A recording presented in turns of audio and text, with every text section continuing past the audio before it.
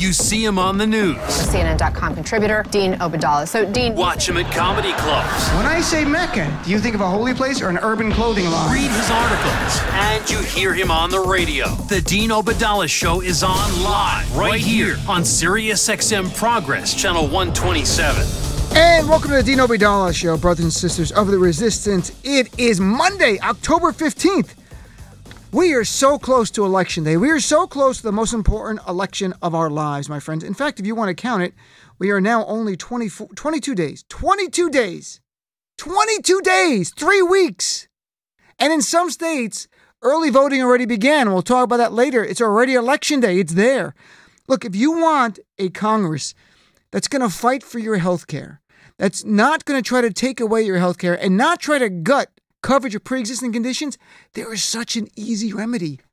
Vote Democratic on November 6th. It could not be easier.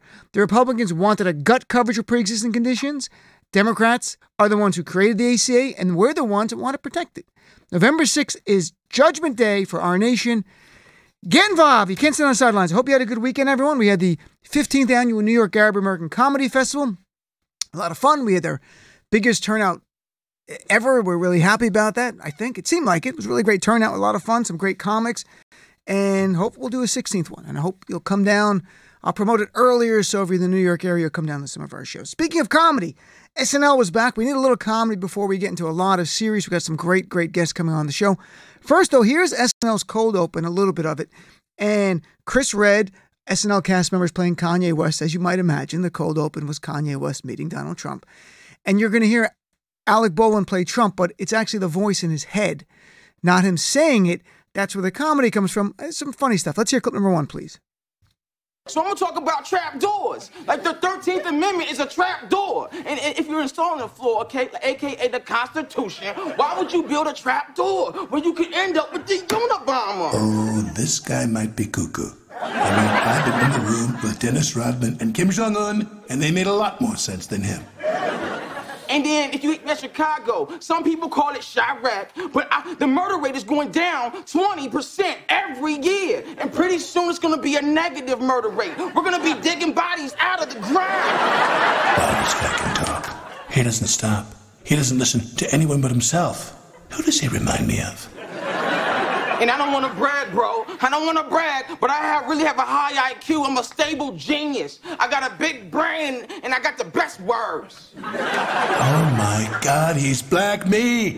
This is like getting visited by the ghost of Christmas Black. The ghost of Christmas Black's a pretty funny line. And I don't think, it's obviously comedy. We're not going to dissect it. Kanye is not the Black Trump, or vice versa. Trump is a bigot and a racist and a corrupt individual who traffics in hate. Kanye is a guy who actually said in that whole rant, in the real rant, I love everyone, I love Hillary, who unfortunately, though, is lending his celebrity to sanitize the hate, but he's not at all what Trump is. And then on the Weekend Update, Seth Meyers, who used to be on Weekend Update when I worked at SNL, Seth was there with Amy co-hosting it, came back to host, and they had some funny jokes at the expense of Trump. So he joined the Weekend Update desk with Colin Jost and Michael Che. Let's hear clip number 2, please. You know how crazy Thursday at the White House was? Kid Rock was also there, and no one cared. It was almost a relief to hear someone as reasonable as Kid Rock was in the White House. You know how hard it is to make Kid Rock seem like the adult in the room? His first name is Kid. And really, Kanye, now do you really think that Donald Trump is your friend? After the meeting, he called you a very different kind of guy. That is not a compliment, man. That's what you call someone when you want to call them a word you can't say anymore. Like, hey, that Forrest Gump sure is a very different kind of guy. Really? And then Kanye ran behind the desk, hugged Trump, and said, I love this guy right here. Really, look at this photo.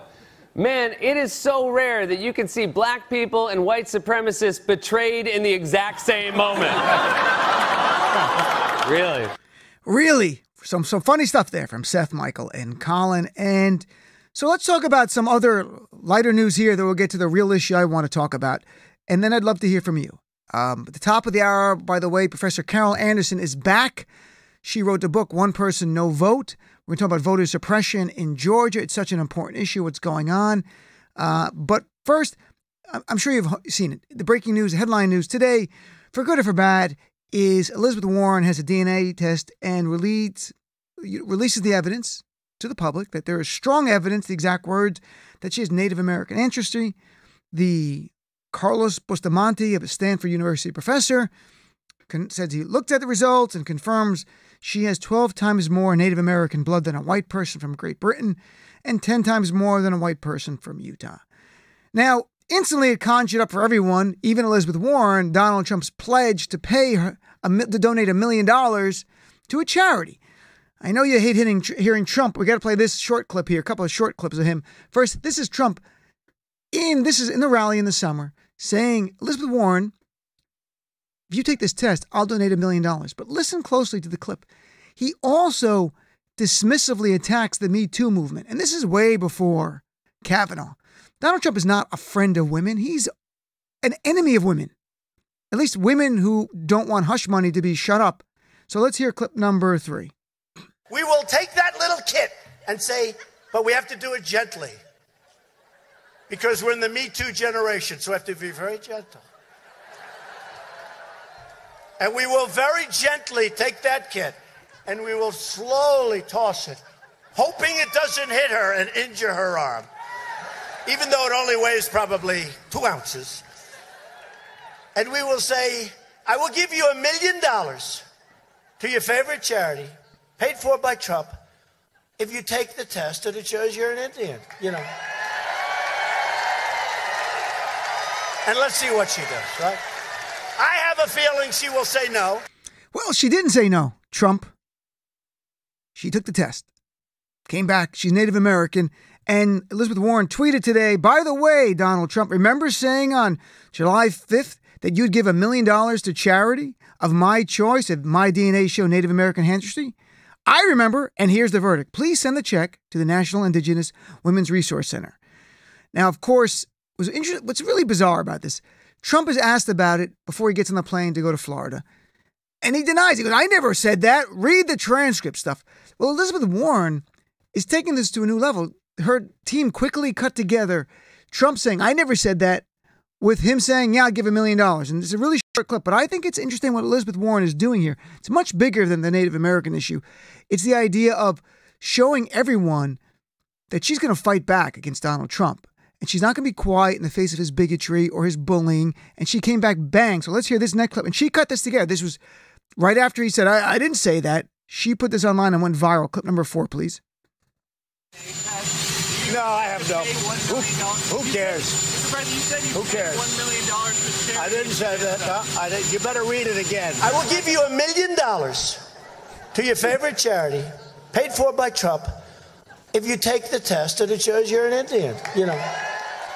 And she framed that tweet as, this is what lying looks like.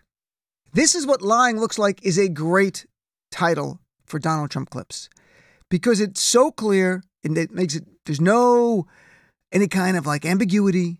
No one's playing games. Trump's a liar, a serial liar. And I'm glad she called him out. So, look, and then tonight Trump said some stupid thing. I was going to play it. He said, I'll pay the money if I can personally give her the test. And I won't like it if I have to. Well, just garbage. But here's the point. We're 22 days out from the most important election of our lives. And right now, Elizabeth Warren and other Democrats, you had others in Iowa getting ready to run. It's clear. But I want to remain focused on the most important election of our lives, which is 22 days from today. Because after 22 days, 23 days from now, we will be talking about the election results. And by 23.5 days from now, through 2020, we will be talking about every Democratic candidate who's going to run for president. That's going to happen. There's no doubt about it. So to me, my focus is how do we win? How do we get there in 22 days? And I will tell you this, I love polls. If you listen to the show, you know that. Some polls are instructive about their numbers. Some are much more important when you go beyond the top line numbers and read the actual questions and see the demographics and how people are responding. And a great poll came out Sunday for the Washington Post that I wrote about for CNN, and a CNN poll a few days before. And I could tell, let me put this in shorthand. Trump is doing so horribly. He is going to make the Democratic Party great again. It is Donald Trump who's going to make the Democratic Party great again. And I say that with all sincerity. And that's what's going on right here. And here, let me highlight some of these poll numbers here because they are really important. It's historic what is going on. I'm telling you, Democrats have never polled what we're seeing right now in terms of enthusiasm to vote. And beyond that, independence, utter dislike and contempt of Donald Trump. His base is teeny.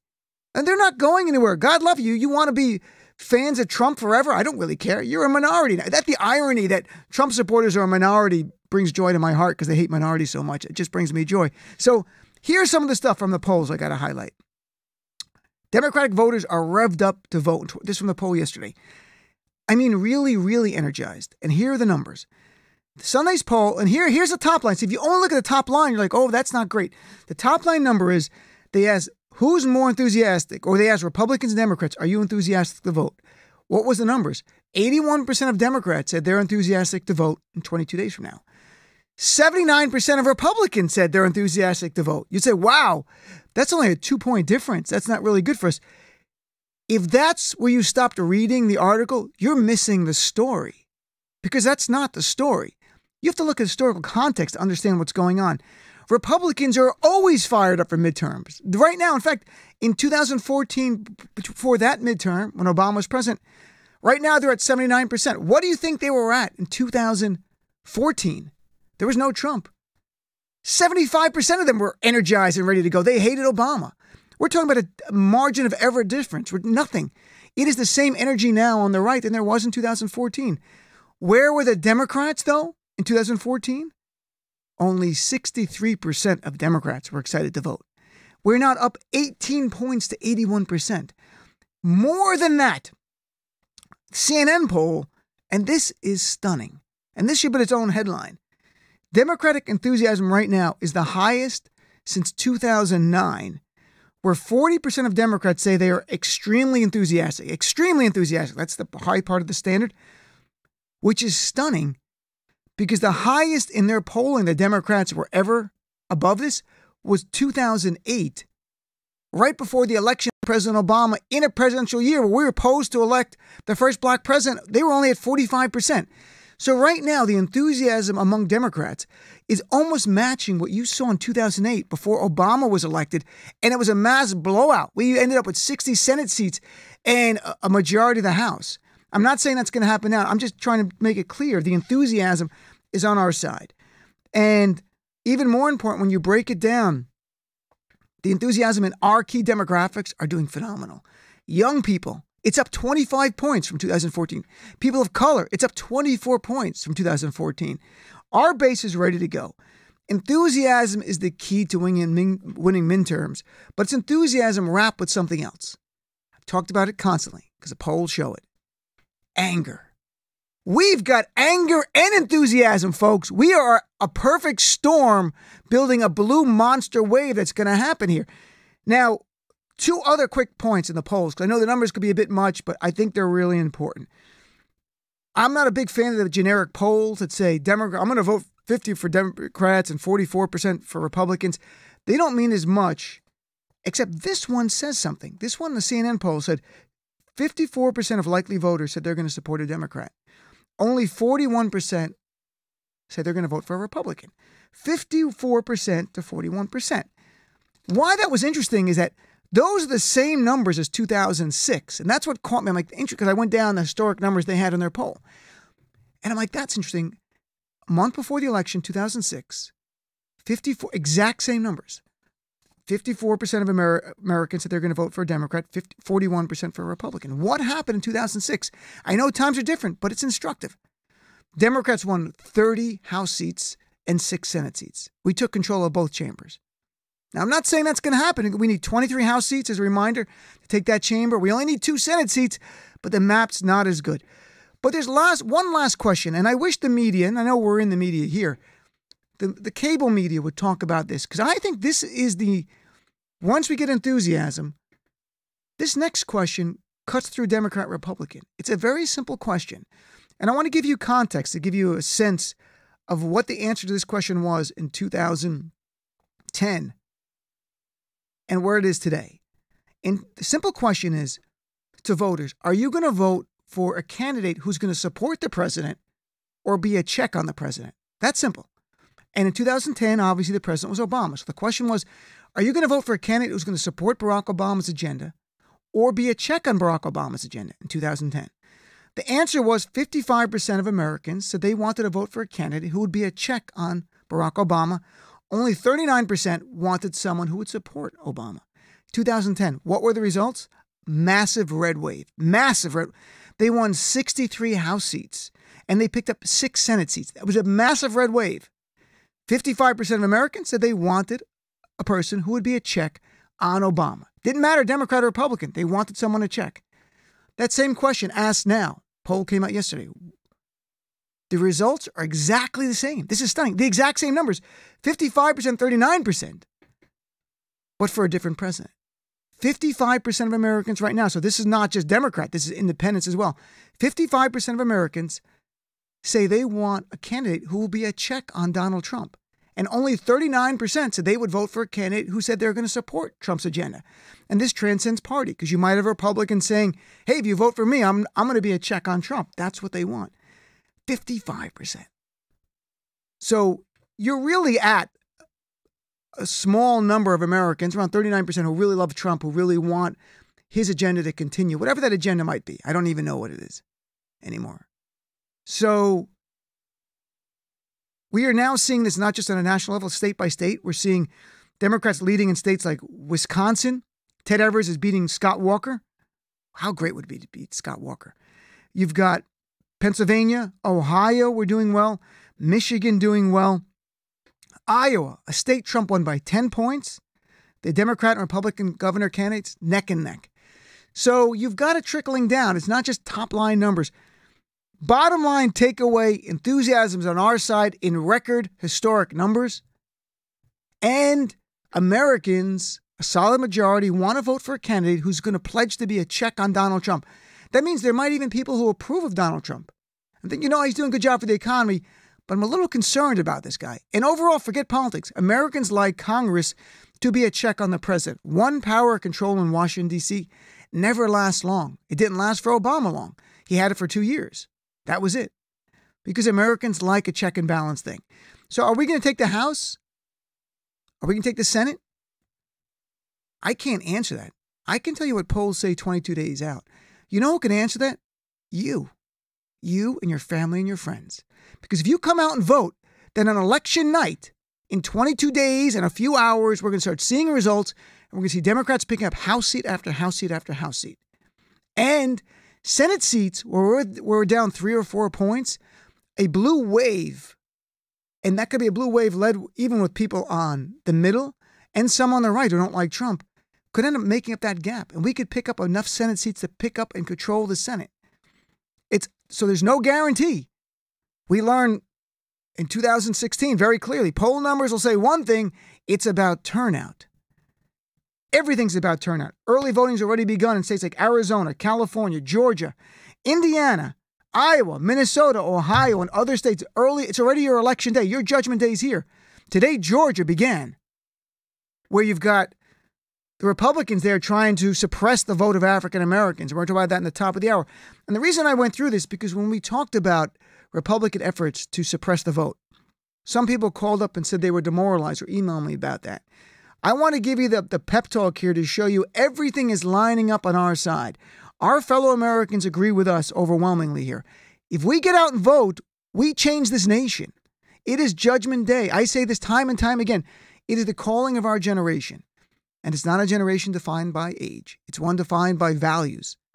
What do you view this nation to stand for? What do you want it to be about going forward? Do you want the vision of Donald Trump, which is about cruelty and bigotry and sexism and racism and corruption?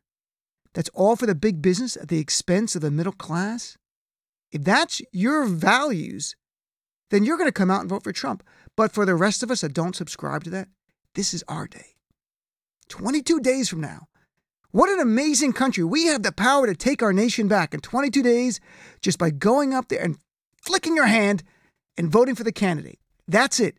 Now, in between, it would be great if you did more. If you made phone calls, you knocked on doors for candidates. Maybe if you have the money, make a donation to a candidate you need. But that's where we are, my friends.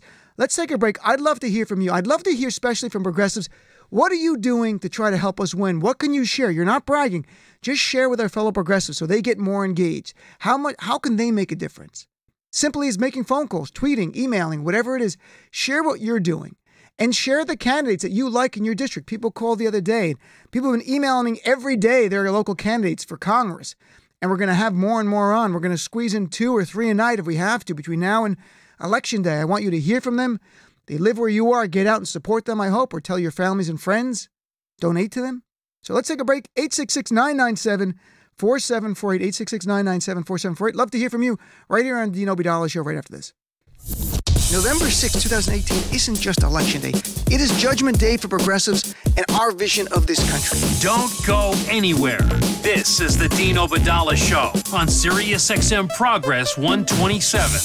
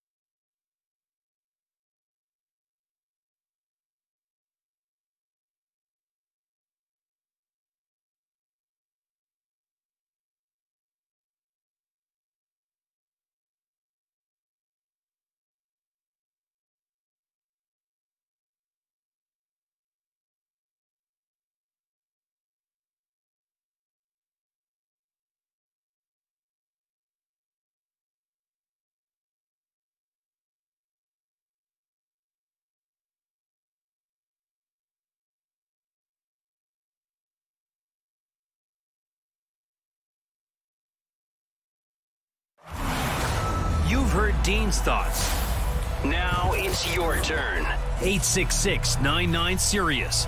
866-997-4748. This is the Dean Obeidallah Show on Sirius XM Progress 127. And welcome back, Dean Obeidallah Show. We're live right here, Sirius XM Progress 127. I'm on Twitter at Dean Obeidallah, where we're now streaming the monologue. We have figured out the technology thanks to Mark Thompson and Matt Tomasetti, my producer. So now every day, or at least most days, it'll be there, as well as Facebook.com/Dean of Radio. And when we have guests in the studio, you can watch it on Twitter, Facebook, or YouTube, my YouTube page for my show, which is just Dean of Radio on YouTube. Check it out. Let's take some calls, 866-997-4748. Here's Karen from lovely California. Karen, how are you? I'm great. How are you? Fine. Early voting, according to my list here, began in California, or is that just absentee, or that's actually going on? Well, absentee have already been sent out. There is early voting in some locations, and the registration ends on the 22nd. So we're getting there. Everything is coming down. I mean, some states have one or two have like in-day registration. I think it might be like North Dakota. But almost everything else closes every day we go. Another day passes. Another day state's deadline has passed us for voter registration. So I'm glad you're reminding people, Karen, get out there. So what are you thinking about the candidates? Are you getting involved in a campaign? Are you working on campaigns? I've canvassed twice for Katie Porter. I've donated money, and I've also made about 100 phone calls for Katie Porter. So tell people what canvassing is, because everyone hears it, but if you don't know what it is, you might not understand it. Just share a little bit what that is. Sure. Canvassing, you go to your local representative for the candidate's office. Katie Porter has a list that you download on an app on your phone, actually, so you get a list of addresses. And then you go to those doors, you knock on the door, you introduce yourself, and you ask the person, are you registered to vote? Well, they are registered to vote. Have you decided how you're going to vote? If they haven't, ask them about, what issues they might find important, and let them know a little bit about the candidates that you are canvassing for. Do people tell you? Because I've done that in the past, not lately, but when I was younger, I volunteered on so many campaigns. And you would call them and like, I'm calling from the blind campaign and election day is coming up and here's a little spiel. And then, do you have any questions? And no one ever had a question for me, maybe because I sounded young when I was younger. But do people ever say to you, I hope that Katie works on this issue or that issue? No. They don't. That's what I didn't know if it changed. So they don't. They listen. Either they hang up on you or they listen. And then they'll say something like, oh, she's great, or I hate that candidate, or something like that. Or are they a Democrat or Republican? And they go, oh, I'm a Democrat. And they're like, okay, good. Exactly. That's what they say. They ask, oh, she's the Democrat. Yeah, oh, yeah, I'm going to vote for her. Or they might say they're undecided, but no one really asks questions. That'd be the funny thing. I wish they would really quiz you. Like, no, let's talk about this regulation that's been proposed. It's like, what? So, all right. So folks, canvassing is easy. It's actually fun when you do it in a group of people. You sit around and you make your calls, but in between you talk and you meet like-minded people. It's like a meetup group before there were meetup groups. Yeah, it's fun. It actually is. And I used to do door-to-door stuff, too. You go knock on doors with the candidate or members of Congress in North Jersey where I'm from. And that was interesting. Yep. So all right. So Karen, you're doing that. How does it feel? How's the energy on the ground? What are you getting a sense? I think it's great. This would be the first time a Democrat has been representative for the 40th district in California. So we're really excited. And you're L.A. County, right? No, Orange County. Oh, Orange County. That's right. So, but this is a district that's winnable. Yeah, absolutely. We really think it is. This is great. I mean, so many districts are in play now that hadn't been, from Harley Rhoda against Dana Rohrabacher. I'm hoping Andrew Jans beats Devin Nunes. We would love that. My friend Amr Campanajjar is running against the Duncan out on bail Hunter. How many times your candidate you're running against, he's actually out on bail. I mean, he's running against a guy, and today Duncan Hunter put up more anti-sleaze, anti-Muslim stuff against Amr, who's not even Muslim. He's Christian, but because he's Arab, Duncan Hunter's playing on the fact that people won't know the difference because he has an Arab name, so he must be Muslim. And it's unreal because Duncan knows he can lose this. When Duncan Hunter gets convicted, and in all likelihood he'll be gone anyway, but he's not going down without first burning everything with him. So Right. Well, I'm down here next to Daryl Isa's district and also Dana Rohrabacher, and they're all up for grabs. Yeah, Dana. I mean, we had Harley Rhoda on last week, who's running against Dana, and seems to be running a really good campaign. Very nice guy. He also has the financial wherewithal because he's a successful businessman. I think he's got a great shot there. So we'll see what happens. All right, Karen. So, folks, you hear that? Canvass, make a phone. And if people want to get involved in a campaign, Karen, how did you first get involved? If someone's listening, they go, I don't know how to get involved. Oh, we lost Karen. Well, we lost Karen. I'll give you the answer, folks. On every candidate's website now, it says volunteer or give them money. You can click volunteer. They'll contact you. Or you see their number, for the campaign phone number from their website. Call it up and say, I want to volunteer. And they're going to say, great, we'd love to have you. And you talk to them about what you can do, what time you can do. It's very simple. And get involved. Make a difference. This is our calling for this generation. Let's do this. It's up to us. How great are we going to feel the day after Election Day when we've won the House and maybe, just maybe, have won the Senate? I can't tell you how great it would be to win the Senate because there would be no Supreme Court nominees confirmed for the last 2 years. 0. That would be the end of it. Doesn't matter what happens on the court. Nothing changes. We can all sleep well, just stay that way, unless somehow Trump were to nominate someone who's actually a true centrist, then perhaps someone would get confirmed. But barring that, no one horrible gets on any court that's horrible. But the House, winning the House is so important. While we can't stop the judges, that's all in the Senate, Democrats will control every committee. We will have chairs. Every committee will be a Democrat. Adam Schiff will be the chairman of the House Intelligence Committee. And I'm going to make a list of all the people who are going to be chairs, like Maxine Waters and the committee she'll likely be chair of. We'll talk about that as we get closer to Election Day. I hope that excites people more to come out and vote. When we control the committee, we control subpoena power, we control agenda, we control public hearings and things will be covered on TV when Donald Trump Jr. is dragged via subpoena. And people in the administration have to come before the committee via subpoena, not the special agreement where they can go backstage with the Republicans and get like a back rub and a free cup of soup or something. No, we do it. And I know they'll do it responsibly. I'm saying that, projecting Democrats, be responsible. Don't be Benghazi Republicans, because that was a backlash to them. But it'll be great. Let's take some more calls here. Here's Donna from Virginia. How are you, Donna? Hi, Dean. How are you? Fine. You're in Virginia, big state. There's some things could flip there. Where are you in Virginia? Yeah, well, I'm in Stafford, Virginia, and I like to give a shout out to Vanjie Williams. She made history by becoming the first woman of color to have her name on the ballot. Are you District 1? Yes. We are Vanjie. Literally today, Donna, we've been in touch with Vanjie Williams and to try to get her on the show. District 1. That's why I know the district. And someone told me she'd be the first African-American woman ever elected from Virginia. Yes. And that would be wonderful. And let me also share with you and the audience, I have really started getting involved in the campaign because I'm just tired of what's been going on, this corrupt administration. And not only have I done the phone bank and gave donations, I hosted a meet and greet and invited Vanjie Williams to my house. And I invited, all my friends and family that live in the district so that they could meet her. And how did it go? It went well. To learn about her political aspirations and discuss how she plans to make a difference, if she's elected. And just to see her face, because a lot of people, like myself, during the primary, I really didn't know who Vanjie Williams was, but I voted for her during the primary.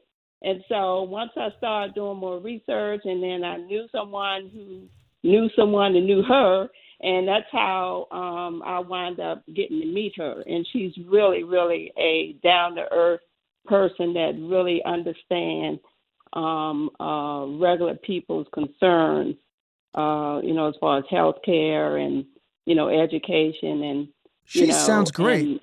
We're trying to contact Joel as her campaign manager and Sherry from communications, the people we've reached out to. And we're going to, just today, so I'm not kidding.